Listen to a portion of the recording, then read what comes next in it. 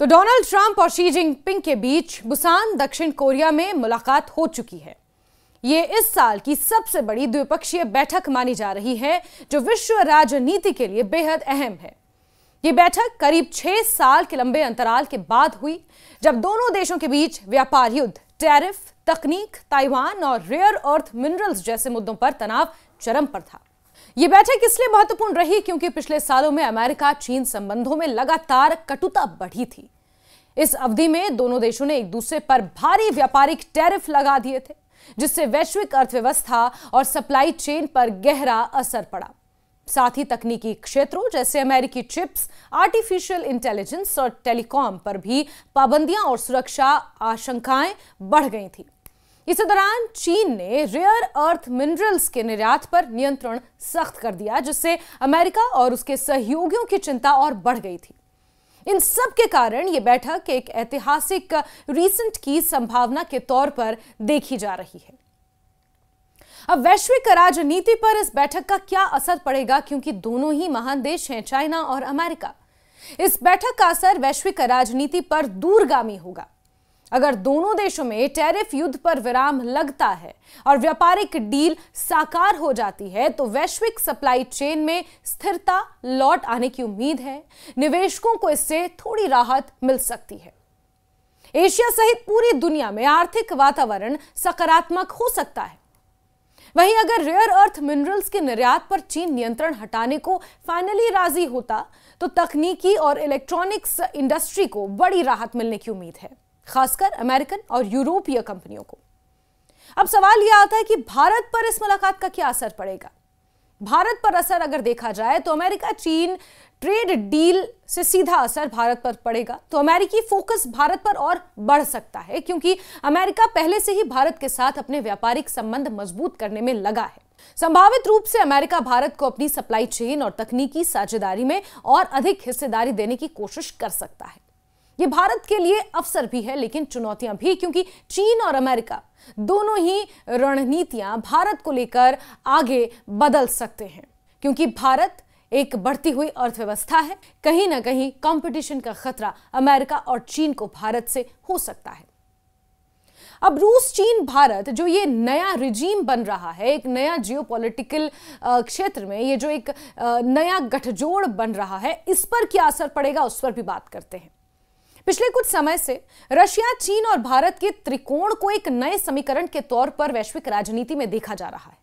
अगर अमेरिका चीन संबंध सुधरते हैं, तो चीन का झुकाव रूस की बजाय अमेरिका की ओर कुछ ज्यादा बढ़ सकता है। इससे रूस चीन की नजदीकियों में अस्थायी दरार या यूं कहें थोड़ी सी दूरियां आ सकती हैं, और भारत को इसमें भी संतुलन साधना पड़ेगा।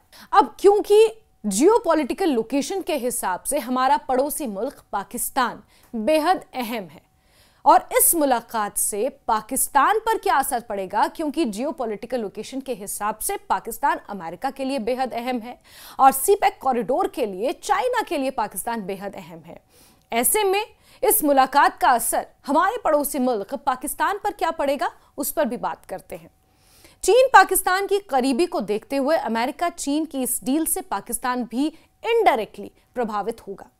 यदि चीन अपने व्यापारिक और वैश्विक समीकरण अमेरिका के साथ सुधारता है, तो पाकिस्तान को अपनी रणनीति और मापदंड दोनों पर फिर से विचार करना पड़ सकता है।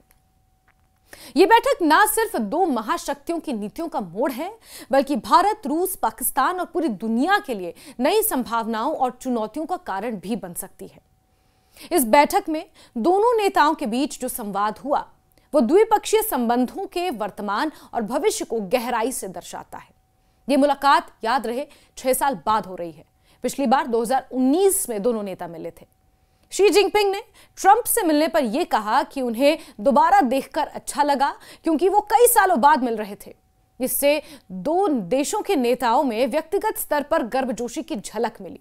साथ ही शी जिनपिंग ने इसे जरूरी बताया कि अमेरिका और चीन साझेदार और दोस्त बने, जिससे दोनों देश स्थिरता और सहयोग की ओर बढ़ सकें। ट्रंप ने शी जिनपिंग को महान नेता और चीन को महान देश का दर्जा दिया, जिससे द्विपक्षीय संवाद की सकारात्मक शुरुआत हुई।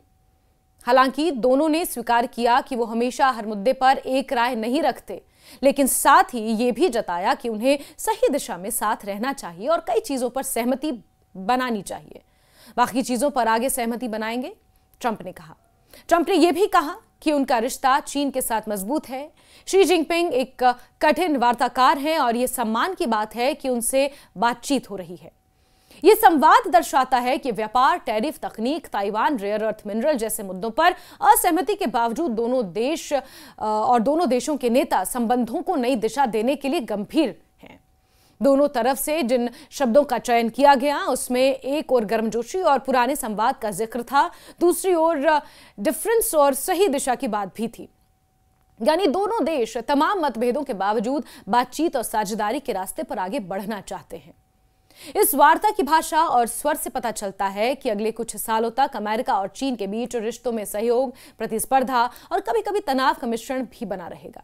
ये बातचीत न सिर्फ अमेरिका चीन संबंधों के लिए बल्कि भारत, रूस, पाकिस्तान और पूरी दुनिया के लिए बेहद अहम है, क्योंकि वैश्विक राजनीति में नए समीकरण, ब्लॉक और सहयोग की दिशा इसी संवाद के आधार पर तय होगी।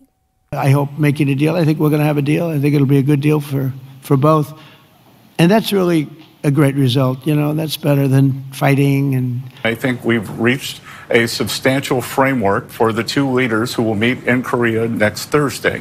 So, on the table, the president had given me maximum leverage when he threatened 100% tariffs if the Chinese imposed their rare earth global export controls. So I think we have averted that, so that the tariffs will be averted.